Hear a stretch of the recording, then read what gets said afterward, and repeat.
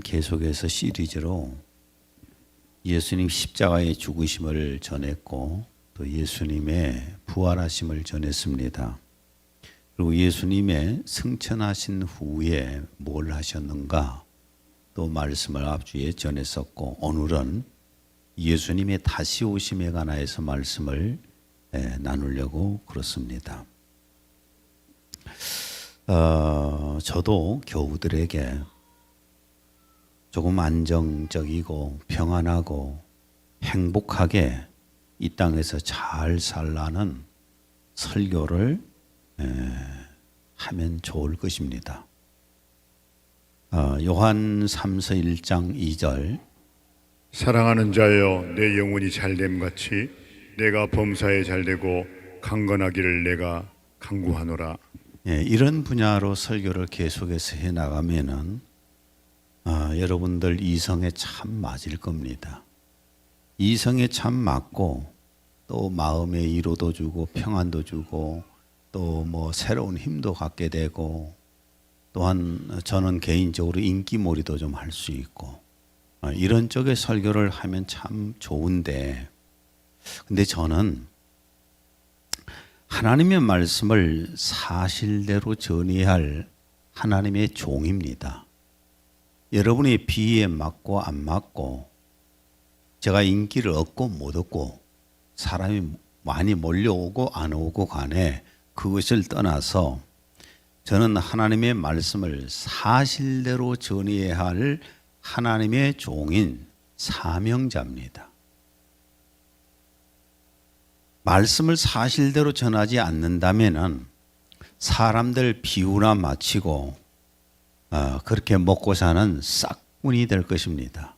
돈벌이를 위한, 인기몰이를 위한 그런 목회자가 될 것입니다. 갈라디아서 1장 10절을 읽습니다.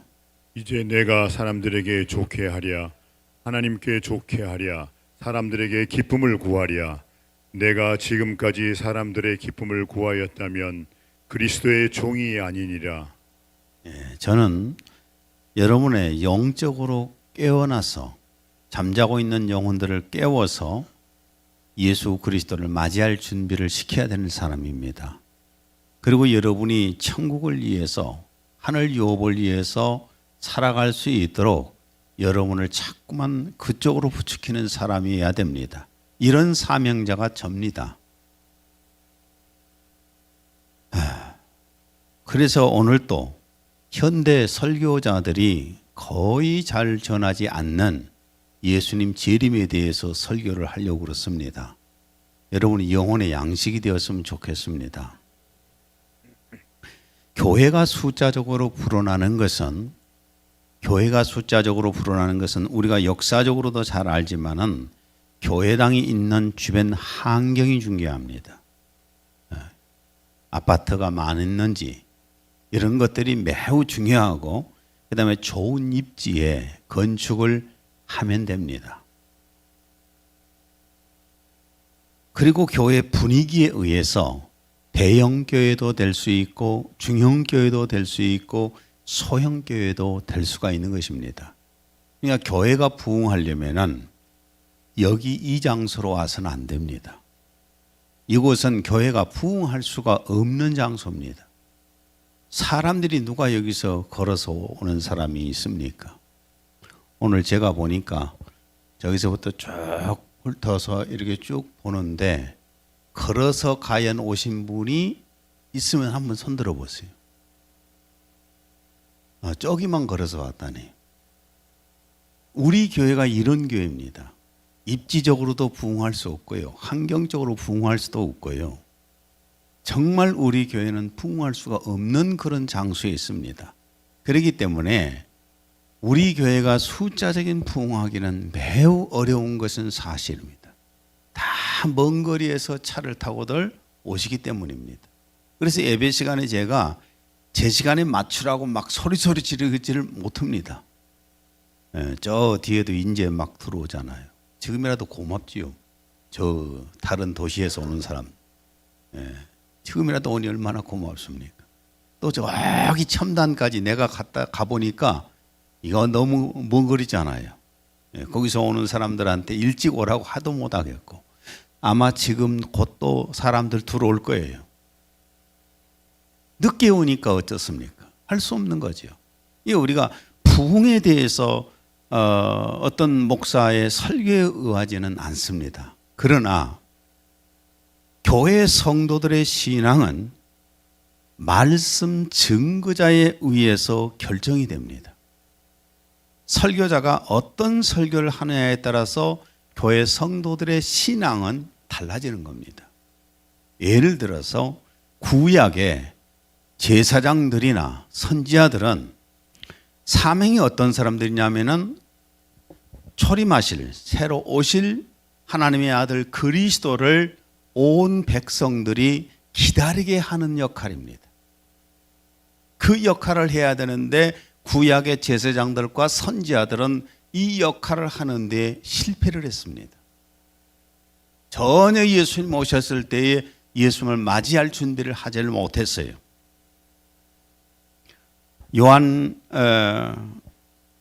요한일서 요한복음 1장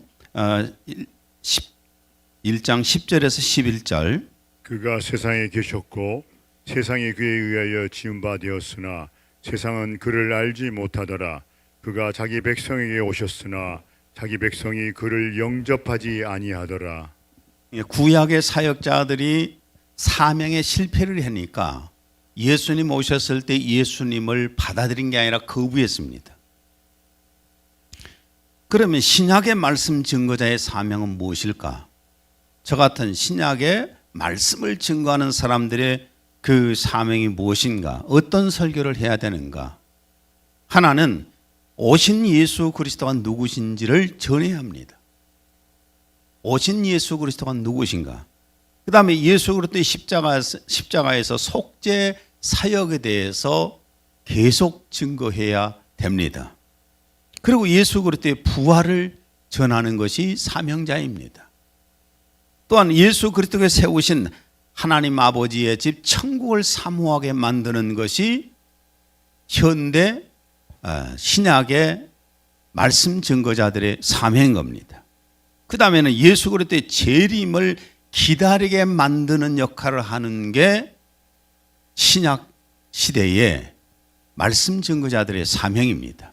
그래서 예수님이 재림에 오실 때에 많은 사람들이 신령한 몸으로 부활되어서 예수님 앞에 가게 만드는 것이 설교자들의 사명이에요. 계시록 22장 20절 이것들을 증언하신 이가 이르시되 내가 진실로 속히 오리라. 다른 교회들은 어찌하든 간에 나는 우리 교회 성도들은 예수 그리스도의 재림을 사모하고 예수님 오실 때에 다 부활되어서 가기를 바랍니다. 이런 말씀 증거자에 의해서 교회가 건강할 수도 있고 교회가 타락할 수도 있는 것입니다. 교회가 타락할 수밖에 없게 만드는 것은 말씀 증거자들이 복음이 아닌 것을 아니면은 타락한 그 말씀들을 자꾸 전해지게 되면 받아먹고 듣다 보면은 본인의 신앙들이 어느 순간에 그렇게 변해가 버리게 되는 겁니다. 그래서 건강교회를 만들 것이냐 타락한 교회를 만들 것이냐 설교자에 의해서 결정이 되는 겁니다. 그래서 바울 사도는 교회 감독자들, 이 설교자들에게 예수님의 피로 산 교회를 부탁했습니다. 사도행전 20장 28절 공동번역으로 읽습니다. 여러분은 늘 자신을 살피며 성령께서 맡겨주신 양떼들을 잘 돌보시오. 성령께서는 여러분을 감독으로 세우셔서 하나님께서 당신 아드님의 피로 값을 치르고 얻으신 당신의 교회를 보살피게 하셨습니다. 요즘 사람들 건강이 조금 안 좋아져 가는 것 중에도 하나가 뭔 줄 아십니까? 그 중에 하나가 집밥을 제대로 못 먹어서 그래요. 집에서 해주는 어머니가 해주는 밥, 아내가 해주는 밥을 그걸 먹게 되면 건강합니다.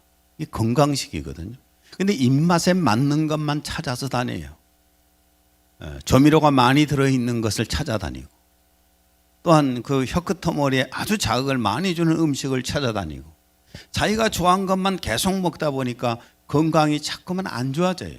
영양이 불균형을 이루게 되면서 그런 것처럼 하나님의 말씀도 교회 담임 목사는 늘 말씀을 전할 때에 저는 그렇습니다. 다른 교회는 어쩐지 모르겠지만 저는 성도들의 영적인 성장을 위해서 영적인 상태를 맞춰가면서 말씀을 준비해서 전하게 되는 겁니다. 그러니까 맛이 꼭 그렇게 좋고 뭐 그러지 못한 것처럼 설교가 달콤하지 못할 거예요. 그런데 마지막 때가 되면은 사람들의 비위를 맞추는 설교자가 많이 나오게 되고 또 교인들도 그런 설교를 좋아해서 따라다니게 된다고 성경은 예언합니다. 디모데후서 4장 3절에 4절 공동번역입니다. 사람들이 건전한 가르침을 듣기 싫어할 때가 올 것입니다. 그때에 그들은 자기네 귀를 만족시키기 위해서 마음에 맞는 교사들을 끌어들일 것입니다. 그리고 진리에는 귀를 기울이지 않고 꾸며낸 이야기에 마음을 팔 것입니다. 사람들이 건전한 복음의 가르침을 듣기 싫어할 때가 올 것입니다. 그때에 그들은 자기네 귀를 만족시키기 위해서 마음에 맞는 교사들을 끌어들일 것입니다. 자, 제가 여기에 이제 은퇴를 하게 되면은 어떤 목사가 오기를 여러분은 바라십니까? 아주 인기몰이 잘하고 설교를 막 재밌게 구성지게 잘 해가는 이런 목사가 와서 설교를 하면은 막 아멘 아멘 하면서 그냥 막 열광적이 되지 않겠어요? 그리고 진리의 귀를 기울이지 않고 꾸며낸 이야기에 마음을 팔 것입니다. 이런 것에 팔려 들어가는 것이 현대 교회라는 겁니다. 진리의 복음의 말씀을 받기보다는 이런 꾸며낸 얘기들을 좋아하게 된다는 거예요. 집에서 먹는 집밥처럼 우리는 순수하고 하나님의 말씀만 받아 먹어야 되는데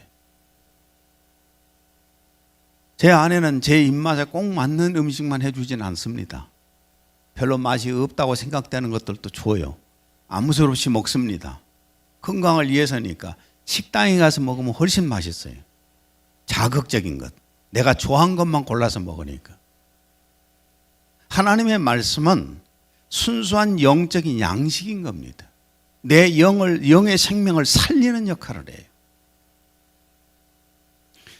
약 30년 전만 해도 한국 교회는 예수님의 재림을 엄청나게 사모하는 뜨거운 마음들이 있었습니다. 그것은 목사님들이 기회가 있을 때마다 예수님의 재림에 대한 설교를 많이 했었거든요. 그러니까 성도들이 자연스럽게 예수님의 재림을 기다리는 재림신앙이 되었습니다. 그런데 언제부턴가 목사님들 설교 속에서 예수님의 재림이 빠지기 시작합니다. 물론 여러 가지가 있었겠죠. 시한부 종말론이라든지 자유주의 신학이라든지 이런 것들이 파고들어오면서 어떻게 해서 예수님이 다시 오실 수 있냐라고 이성주의로 변하면서 자연스럽게 예수님 재림이 빠지기 시작했습니다. 그리고 일반 성도들까지 예수님을 강조한다고 그러면은 그 이단 아니야? 이렇게까지 나오게 됩니다. 그러니까 예수님의 재림을 강조하게 되면은 이단이라고 생각하는 그런 시기가 되었어요. 자, 그런데 예수님은 다시 오십니다. 100% 오십니다. 예수님의 초림은 예수님이 사람으로 이 땅에 오신다고 하는 구약의 약속은 약 40번 정도입니다. 근데 그 약속이 이루어졌습니까? 안 이루어졌습니까? 이루어졌지요. 40번 정도 돼야도. 마태복음 24장 5절. 천지는 없어질지언정 내 말은 없어지지 아니하리라. 한 번 약속하신 내용은 반드시 이루시는 겁니다. 우리 사람들처럼 말해가지고 그냥 기분 좋으면 약속 지키고 기분 나쁘면 약속 안 지키고 그러실 분이 아니잖아요. 그런데 신약에는 예수님 재림에 대한 약속이 약 300회가 가깝게 약속되었습니다. 초림은 40회 정도인데 반드시 이루어졌고, 신약에 와서 예수님의 재림은 300회 정도가 약속이 되어 있다고요. 첫째는 예수님 자신이 직접 약속을 하셨습니다. 요한복음 14장 3절, 내가 가서 너희를 위하여 처소를 마련하면 다시 와서 너희를 내게로 영접하여 내가 있는 그곳에 너희도 있게 하리라. 또한 천사들도 예수님이 다시 오실 것을 증거합니다. 사도행전 1장 11절, 갈릴리 사람들아 어찌하여 서서 하늘을 찾아보느냐. 너희 가운데서 하늘로 올려주신 이 예수는 하늘로 가심을 본 그대로 오시리라. 다시 오신다는 걸 믿습니까? 세 번째는 예수님의 제자들도 예수님이 다시 오실 것을 엄청나게 많이 기록을 했습니다. 데살로니전서 4장 16, 17절, 주께서 호령과 천사장의 소리와 하나님의 나팔 소리로 친히 하늘로부터 강림하시리니 그리스도 안에서 죽은 자들이 먼저 일어나고 그 후에 우리 살아남은 자들도 그들과 함께 구름 속으로 끌어올려 공중에서 주를 영접하게 하시리니 그리하여 우리가 항상 주와 함께 있으리라. 예수님 다시 오실 것을 믿습니까? 100% 믿습니까? 다시 100% 오십니다. 오늘 이 설교가 예수님 재림의 알람 소리로 들렸으면 좋겠습니다. 그럼 예수님은 언제 다시 오실까요? 예수님이 언제 다시 오실까? 마태복음 24장 36절, 그날과 그때는 아무도 모르나니 하늘의 천사들도 아들도 모르고 오직 아버지만 아시느니라. 물론 예수님의 재림, 연월시는 아무도 모릅니다. 아버지께서 가지고 있는 비밀이시기 때문에 그 비밀은 누구도 모르는 겁니다. 그러나 예수님께서 예수님이 십자가에서 죽으시기 전에 그 며칠 전에 제자들과 감람산에 이렇게 같이 모여서 대화를 하시는 가운데에서 마태복음 24장 3절, 주의 임하심과 세상 끝에는 무슨 징조가 있사오리까? 제자들이 물어봅니다. 예수님 다시 오실 때, 말세가 일어났을 때에 그때 무슨 징조들이 일어나겠습니까? 그때 예수님께서 거기에 대한 답을 해 주십니다. 오늘 하나하나 다 알고 있는 내용들이지만 같이 한번 다시 한번 말씀을 나눠보겠습니다. 2020년도부터 말세 징조들이, 예수님의 재림의 징조가 현격하게 증가하고 있습니다. 코로나19 팬데믹이 발생하면서 전례 없이 전 세계 정부가 강제로 예배와 모임을 통제했습니다. 강제로 통제를 했어요. 그러면서 종교 통합 운동이 박차를 가하고 있습니다. 하나로 통합을 해야만이 통제하는데 편하니까요. 그래서 앞으로도 점점 모든 종교가 하나로 통합이 되어 갈 것입니다. 데살로니가 후서 2장 3절에 4절, 주의 사람 곧 멸망의 아들이 나타나리라. 그는 대적하는 자이며 또 하나님이라고 불리우는 모든 것과 숭배받는 대상 위에 자신을 높여 하나님의 성전에 앉아 하나님처럼 보여 자신을 하나님이라고 하느니라. 이단의 교주의 총수가 되는 겁니다. 모든 종교들을 하나로 통합을 해서 거기에 총수가 되어서 자신이 하나님이라고 합니다. 이런 자가 앞으로 나오게 되는데 그런 시스템들이 지금 만들어져 가고 있는 것입니다. 지금 이단들이 얼마나 많이 극성을 부립니까? 마태복음 24장 5절에서 7절, 많은 사람이 내 이름으로 와서 내가 그리스도라고 말하며 많은 사람을 미혹하리라. 이런 시대가 지금인 것 같아요. 지금 너무너무 많은 이단들이 나와 있지 않습니까? 그 다음에 또 하나는 백신 접종 완료한 자에게 발급하는 백신 패스 증명서를 발급했습니다. 나는 이 백신 패스가 처음에 등장을 했을 때에 받으라고 그래서 굉장히 충격을 받고 놀랐어요. 백신 패스 받은 사람만 다중이용시설을 이용할 수 있다는 겁니다. 뭐 유흥시설, 목욕장, 실내 체육시설, 의료기관, 노인, 장애인 이용시설, 백화점, 대형마트 이런 것들을 이 백신 패스를 한 사람만 출입을 한다고 통제를 했습니다. 그래서 백신 미접종자는 이런 다용 시설들을 사실 들어가기 어려웠지요. 나는 아예 가지도 않았습니다. 백신 다 안 맞았기 때문에. 어떤 면에서 보면은 백신 패스로 자유를 박탈시켰지요. 이달 초, 우리 이 4월 초 말입니다. 미국 캘리포니아주에 홀푸드 매장들, 많은 이 매장들이 영국까지 있는데 이 매장들에서는 아마존의 손바닥 인식 기반 결제기를 사용을 했다고 합니다. 필요한 물품들을 골라서 셀프 계산대에 가지고 와서 바코드를 인식시킨 후에 손바닥을 갖다 대면 1초도 안 돼서 결제가 끝나는 겁니다. 이것이 과연 무엇을 위해서 단계로 가는 것일까? 계시록 13장 15절에 18절 그 짐승의 형상에게 경배하지 아니하는 자는 다 죽이도록 하리라.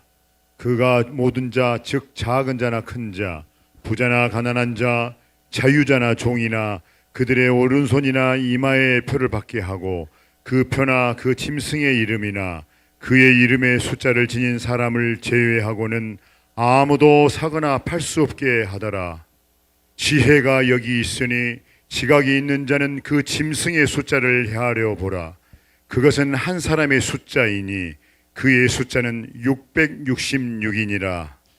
자꾸 사람들은 상징풀이를 합니다. 계시록에 뭐 1은 뭘 상징하고 2는 뭐 상징하고 3은 뭐 상징하고 6은 뭐 상징하고 7은 뭐 상징하고 12는 뭐 상징하고 막 이렇게 상징풀이를 계속 하다 보니까 저것은 그냥 상징풀이로 끝내버립니다.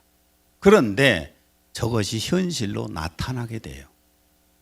사람의 몸속에다가 주입하는 표를 강제로 주입할 수 있는 단계가 지금 만들어져 가고 있다는 겁니다. 또 계속되는 러시아와 우크라이나의 전쟁을 보세요. 또한 이스라엘과 주변 국가들과 전쟁을 보세요. 저는 이 러시아하고 우크라이나의 전쟁도 금방 끝나지 않는다고 봅니다. 왜냐하면은 러시아가 더 막강한 군사력을 가지고 있지만은 만약에 우크라이나를 계속 점령을 아예 하려고 그러면은 나토에서 절대 가만히 있지 않습니다. 왜냐하면 그 다음은 나토잖아요. 그렇기 때문에 러시아도 그것을 알기 때문에 그런 많은 군사력을 가지고도 그렇게 못하고 변방을 조금씩 먹어 들어가는 거예요. 또 그런다고 해서 우크라이나에다가 무슨 러시아 본토 모스크바까지 공격을 하겠습니까? 그 형편이 안 되잖아요. 길게 갈 거예요. 그 다음에 또한 이스라엘과 이 하마스 전쟁이 지금 계속 가고 있고 또 이스라엘의 우방 국가들과 또 그 적들 국가들과 이 전쟁은 점점 번져갈 것입니다. 누가복음 21장 10절 민족이 민족을 나라가 나라를 대적하여 일어나겠고 또 계시록에 16장 12절에 14절 공동 번역으로 읽습니다. 여섯째 천사가 자기 대접에 든 것을 유프라테스라는 큰 강에 쏟았습니다. 그러자 강물이 말라버려서 해 돋는 곳으로부터 오는 왕들의 길이 마련되었습니다. 나는 또 용의 입과 짐승의 입과 거짓 예언자의 입에서 개구리 같은 더러운 악령 셋이 나오는 것을 보았습니다. 그것들은 악마들의 영으로서 기적을 행할 수 있는 자들이며 전능하신 하나님의 큰 날에 일어날 전쟁을 위해서 온 세계의 왕들을 모으려고 나간 자들입니다.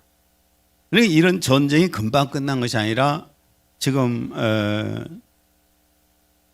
유프라테스 강이라고 그러면 중동 아니에요? 중동? 네, 중동 쪽인데 그쪽에가 이제 앞으로 점점 전쟁을 할 수 있도록 세계 군대들이 다 모여든다는 겁니다. 근데 지금 몰려들고 있어요.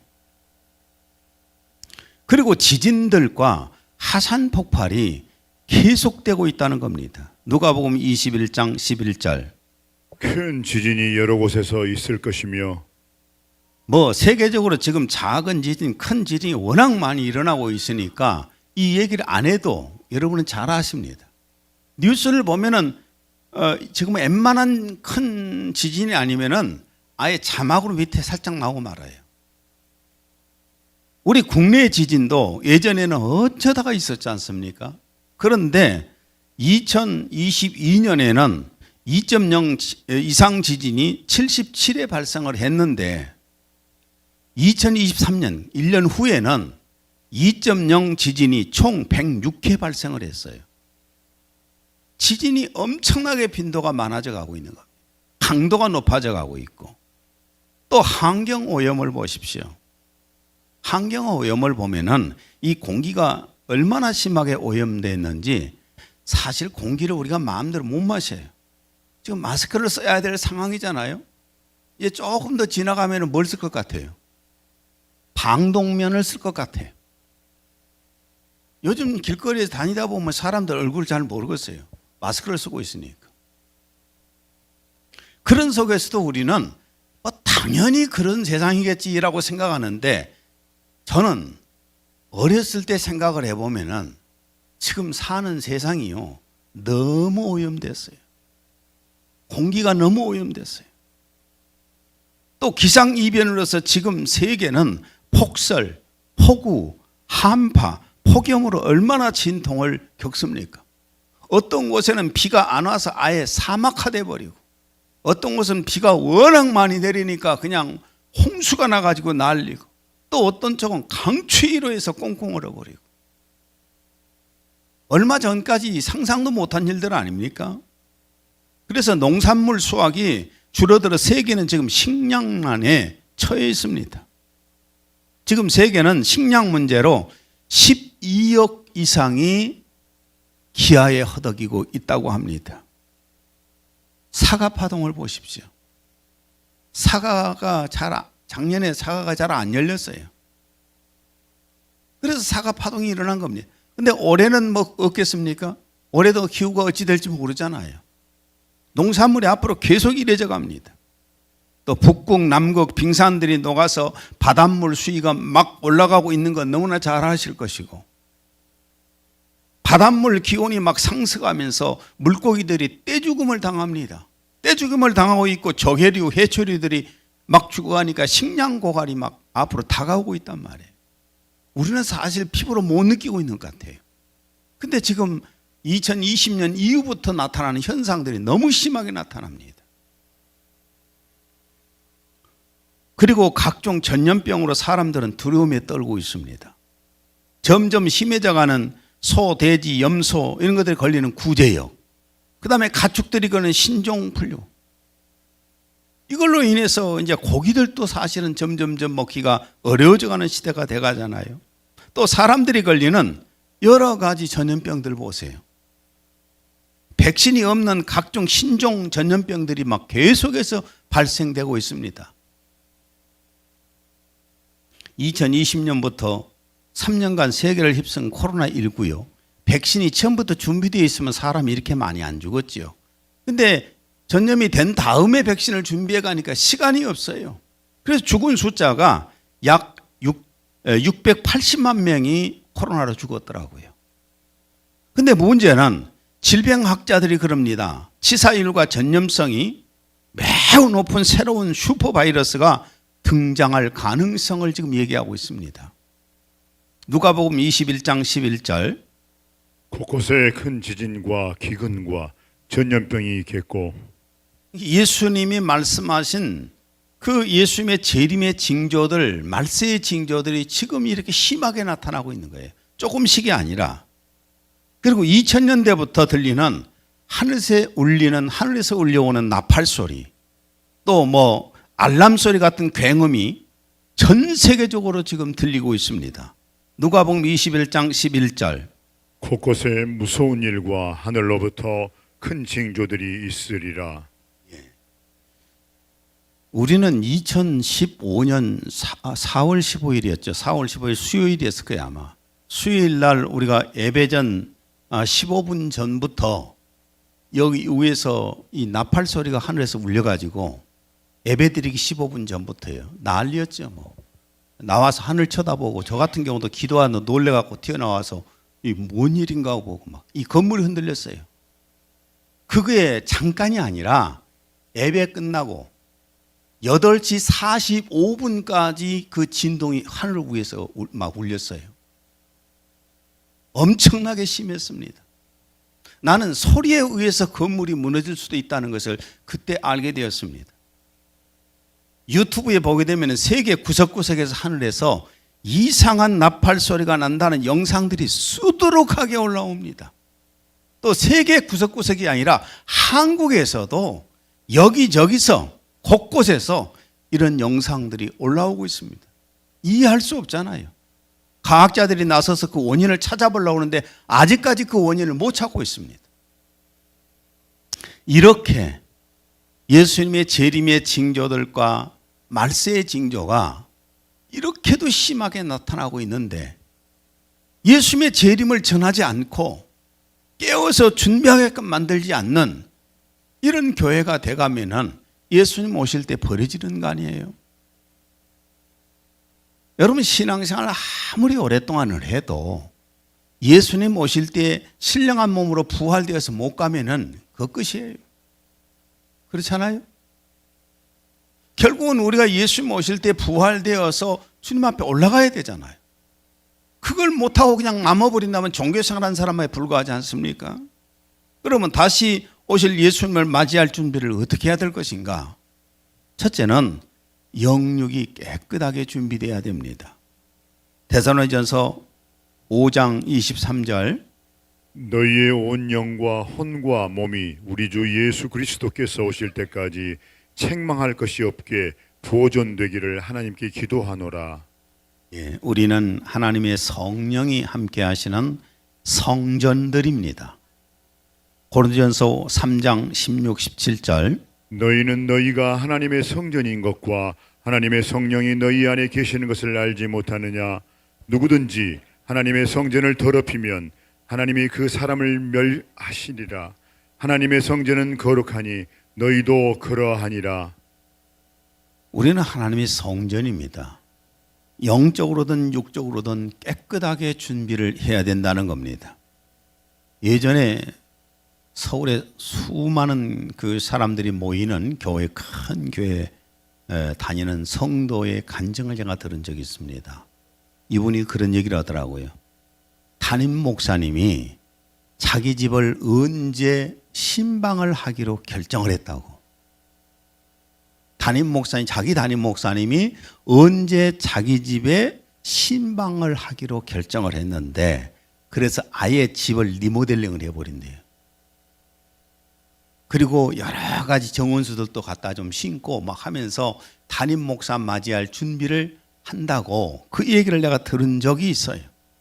그렇다면은 만왕의 왕이시고 나의 주인이신 예수님을 맞이할 준비는 어떻게 해야 되겠어요? 그 담임 목사하고 예수님하고 비교가 됩니까? 어느 작은 부대에 사단장이 온다고 해보세요. 그냥 얼마나 청소를 하고 나무를 심고 관리를 합니까? 그 사단장하고 예수님 비교가 됩니까? 예수님이 오신다고 그러는데 우리는 충분하게 준비를 하고 있어야 돼요. 영적으로도 깨끗하게 준비하고 육적으로도 깨끗하게 준비해서 예수님 맞이할 준비를 하셔야 됩니다. 그 다음에 마지막으로 어떻게 준비해야 되는가? 항상 깨어 있어야 합니다. 데살로니가전서 4장 16에 17절 주께서 호령과 천사장의 소리와 하나님의 나팔 소리로 진이 하늘로부터 강림하시리니 그리스도 안에서 죽은 자들이 먼저 일어나고 그 후에 우리 살아남은 자들도 그들과 함께 구름 속으로 끌어올려 공중에서 주를 영접하게 하시리니 그리하여 우리가 항상 주와 함께 있으리라. 이 말씀을 믿습니까? 그럼 오늘 본문 1절 2절 형제들아 그 때와 시기에 관해서는 너희에게 쓸 필요가 없으니 이는 주의 날이 밤에 도둑같이 오리라는 것을 너희 자신이 정확히 알고 있기 때문이니라. 예수님의 재림 날짜는 정해 있질 않죠. 우리에게는 아버지께서는 알고 계시겠지만은 언제 오실지 모릅니다. 그렇기 때문에 우리는 언제든지 오시면 맞이할 준비를 해야 된다는 겁니다. 마태복음 25장 6절. 밤중에 소리가 나되 보라 신랑이로다 맞으러 나오라. 밤중에는 뭐 하는 시간이죠? 잠자는 시간이죠. 다 잠자는 시간이에요. 그런데 결혼할 신랑이 지금 안 오고 있으면 기다려야 될 신부라면 잠은 안 되잖아요. 기다리고 있어야 되잖아요. 그런 것처럼 우리는 예수님의 재림을 기다리고 있는 사람들입니다. 그렇다면 영적으로 늘 깨워서 준비하고 있어야 돼요. 야, 올 한 1년 동안은 신앙생활 좀 쉬자. 이번에는 그냥 대충 좀 하자. 이런 식으로 해서 쉬는 기간이 있는 사람들도 있잖아요. 이번에 코로나 기간 동안에 집에서 푹푹 자고 있는 사람들 많잖아요. 교회에서 예배 나오지 말라고 교회당 문 다 닫아버리니까 이렇게 편할 수가 있는가 하고 집에서 예배 드린다고 하다가 이제는 다 그냥 가난한 교인들 되었잖아요. 안 나오는 교인들. 그렇죠? 그래가지고 푹푹 쉬고 있어요. 푹푹 자고 있습니다. 한밤중이에요.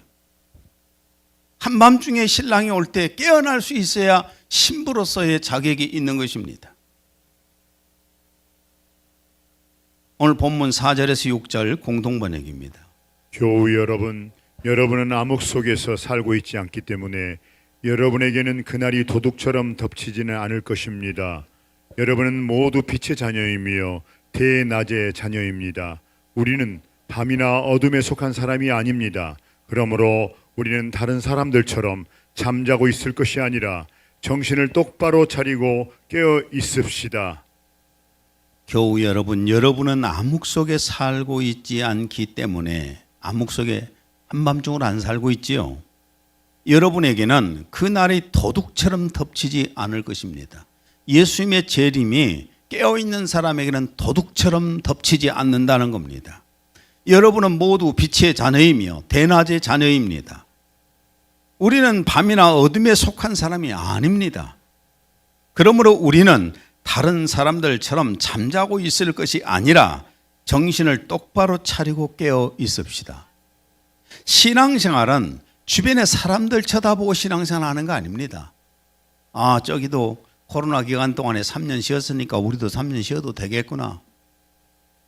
요즘 현대 문화가 이렇게 변해가고 있으니까 뭐 예배 잘 안 드려도 한 달에 한 번 나와도 괜찮겠구나.